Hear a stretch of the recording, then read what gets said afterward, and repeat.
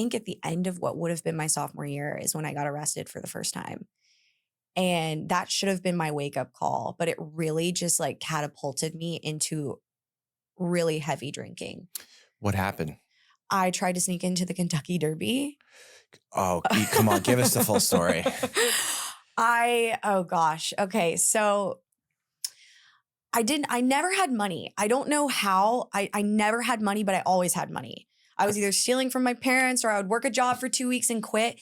I was like a cockroach. Like I could just very resourceful. Alcoholics, if they are nothing but resourceful, like I somehow always had money, but never did at the same time. So the Derby, huge. I'm from Louisville.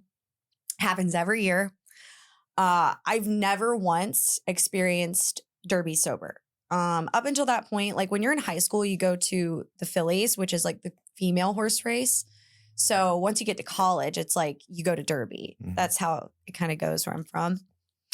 So this would have been my first Derby. It was my last one too. I had begged my parents. I was like, please just give me $100 so I can get into Derby. I don't know how I got them to agree. And we're all pre-gaming. I have $100 to get my ticket to get in.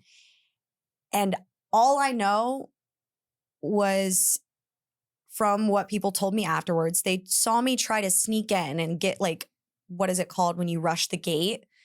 They caught me immediately. And then I'm also underage. So they put me in the paddy wagon and I come to, and there's like 5 other people, one of which I had been to high school with, that are in the back of this paddy wagon.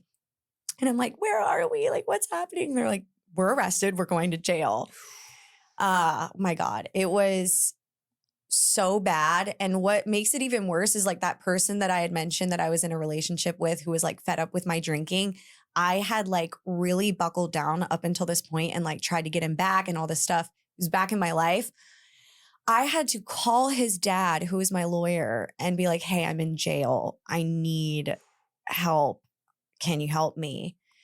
And he was like, unfortunately, you're just going to have to sit there. They'll get you out on your own. I didn't know how this worked. It was my first time in jail. Like I was very unfamiliar. And I ended up getting out. His mom came and picked me up and I was like, I'm not going to tell anybody about this. And so that happened. First time in jail.